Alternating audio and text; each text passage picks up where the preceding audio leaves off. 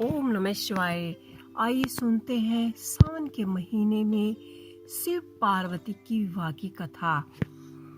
शिव विवाह कथा को भारत की अधिकतम कथाओं में बहुत महत्वपूर्ण माना जाता है। शिव विवाह में पार्वती जी के पिता शिव का वंश जानना चाहते थे। फिर शिव ने क्या जवाब दिया? कथा में बताया गया है कि शिव मौन बैठे रहे।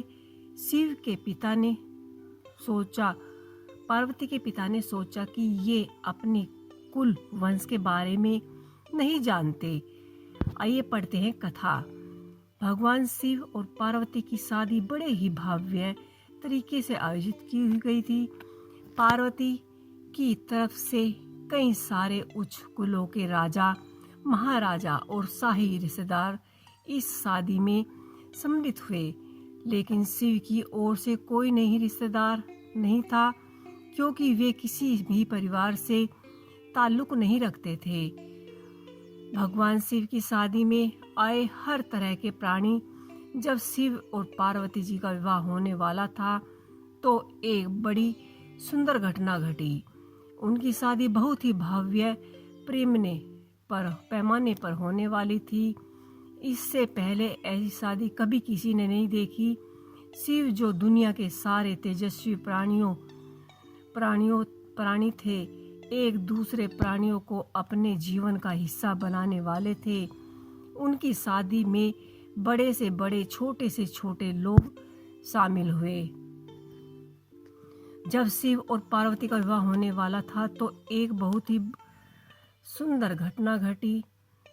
सभी लोग शिव और पार्वती की शादी में हिस्सा लेने वाले थे। उनकी शादी में बड़े से बड़े, छोटे से छोटे लोग आए हुए थे। सभी देवता तो वहाँ मौजूद थे, साथ ही असुर भी वहाँ पहुँचे।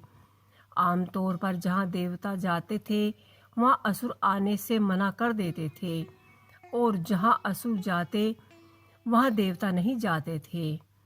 शिव पशुपति है, मतलब सभी के जीवों के देवता भी हैं।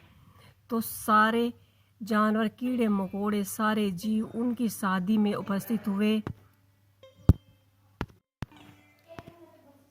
सारे कीड़े मकोड़े और जानवर, सारे जीव उनकी शादी में उपस्थित हुए थे। यहाँ तक कि भूत पिशाच और विभक्षित लोग भी उनकी शादी में मेहमान बनकर पहुँचे।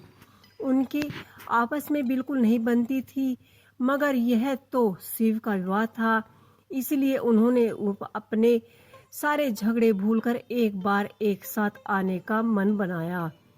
शिव पशुपति है, मतलब सभी जीवों के देवता भी हैं। तो सारे जानवर, कीड़े मकोड़े, सारे जीव उनकी शादी में उपस्थित हुए। यहाँ तक कि भूत पिशाच और विषप लोग भी विवाह में मेहमान बनकर आए। यहाँ शाही शादी थी, एक राजकुमारी की शादी हो रही है, इसलिए विवाह समारोह से पहले एक अहम समारोह होना था। भगवान शिव और देवी पार्वती की वंशावली के व्याख्यान की रस्म थी।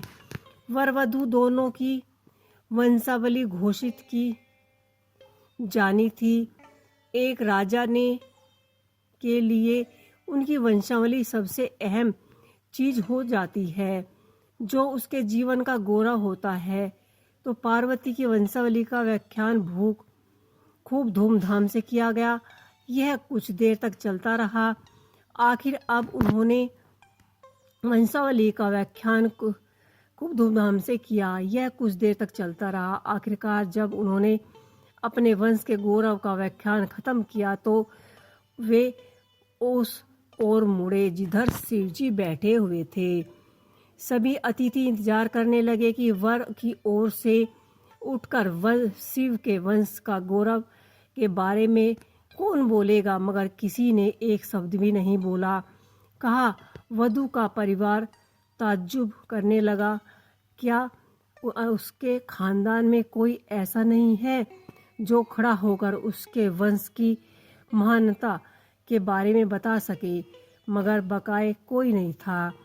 वर के माता पिता, रिश्तेदार, यह परिवार से कोई वहाँ नहीं आया था, क्योंकि उनके परिवार में कोई नहीं था। वह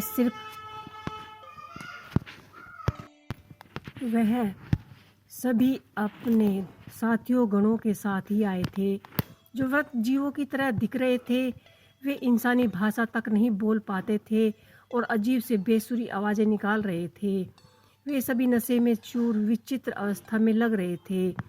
भगवान शिव ने साधारण मौन फिर पार्वती ने पिता पर्वतराज के शिव के अनुरोध किया कि कृपया अपने वंश के बारे में कुछ बताएं। शिव की शून्य में देखते हुए चुपचाप ही बैठे रहे। वे ना तो फिर बोले और ना ही पार्वती के पिता पर्वतराज ने अनुरोध किया, कृपया अपने वंश के बारे में कुछ बताएं। शिव की शून्य में देखते हुए चुपचाप बैठे रहे। वे न तो दुल्हन की ओर देखते रहे, ना ही शादी की को लेकर उनके मन में कोई उत्साह नजर आया। शिव कई शून्य में देखे हुए चुपचाप बैठे रहे। वह न तो दुल्हन की ओर देख रहे थे और ना ही शादी को लेकर उनके मन में कोई उत्साह नजर आ रहा था। वह बस अपने गुणों से घिरे हुए बैठे रहे और शून्य में घूमते रहे। वधू पक्ष में लोग बार बार उनके यह सवाल पूछते रहे कि क्योंकि कोई भी अपनी बेटी की शादी ऐसे आदमी से नहीं करना चाहता जिसके वंश का अता पता न हो। उन्हें जल्दी थी, क्योंकि शादी के लिए मुहूर्त निकला जा रहा था, मगर शिव का मौन हो रहा था। समाज के लोग, कुलनी, राजा महाराजा और पंडित बहुत घृणा से शिव की ओर देखने लगे। फुसफुसाहट शुरू हो गई। इसका वंश क्या है? यह बोल क्यों नहीं रहा है? हो सकता है कि इसके परिवार में किसी नीच जाति का हो और इससे अपने वंश के बारे में पता ही ना हो। शर्म आ रही हो। नारद मुनि ने इशारे में बताना और समझाना चाहा, फिर भी नारद मुनि जो उसे समझ सभा में मौजूद थे, यह सब तमाशा देख अपनी वाणी उठाई और उनकी एक ही तार खींच रहे थे। वह लगातार एक ही धुन बज रही थी, टांगे टांगे टांगे। इससे खींचकर पार्वती के पिता पर्वतराज अपना आपा खो बैठे। यह क्या बवाल है? हम वर की वंशवाली के बारे में सुनना चाहते हैं, मगर यहाँ तो कोई कुछ बोल ही नहीं रहा है। क्या मैं अपनी बेटी ऐसे शादी का आदमी से करूँगा और आप यह खिजाहे वाले शोर क्यों कर रहे हैं? क्या यह कोई जवाब है? नारद जी ने हम वर की वंशवाली के बारे में सुनाना चाहते हैं, मगर वह कुछ नहीं बोल रहे हैं। क्या मैं अपनी बेटी ऐसे आदमी से अपनी बेटी की शादी कर दूंगा? नारद जी ने जवाब दिया, वर के माता पिता नहीं है। राजा ने पूछा, क्या आप यह कहना चाहते हैं कि आपने माता पिता के बारे में नहीं जानते? नारद जी ने सभी को बताया कि भगवान स्वयं शंभु है। नहीं इनके माता पिता नहीं है, इनकी कोई विरासत नहीं है, इनका कोई गोत्र नहीं है, इनके पास कुछ नहीं है, इनके पास खुद के अलावा और कुछ नहीं है। पूरी सभा चक्कर खा गई। पर्वतराज ने कहा, हम ऐसे लोगों को जानते हैं जो अपने पिता या माता के बारे में नहीं जानना चाहते। ऐसे दुर्बल भाग्य स्थिति हो सकती है, मगर हर कोई किसी न किसी जन्म में तो है, कहीं जन्मा तो है। ऐसा कैसे हो सकता है कि किसी का कोई माता पिता ही ना हो? नारद जी ने जवाब दिया, यही किसी परंपरा तो ताल्लुकात नहीं रखती और ना ही कि इसके पास कोई राज्य है। इनका तो कई गोत्र है और ना ही कोई नक्षत्र, ना ही भाग्यशाली तार इनकी रक्षा करते हैं। यह इन खींच सब चीज़ों से परे हैं। यह एक योगी हैं और इन्होंने सारी अस्तित्व को अपना एक हिस्सा बना लिया है। इसके लिए सिर्फ एक वंश है, ध्वनि। आदि शून्य प्रकृति ने जब अस्तित्व में आए तो अस्तित्व में आने वाले पहली चीज़ थी ध्वनि। इनकी पहली अभिव्यक्त एक ध्वनि के रूप में है।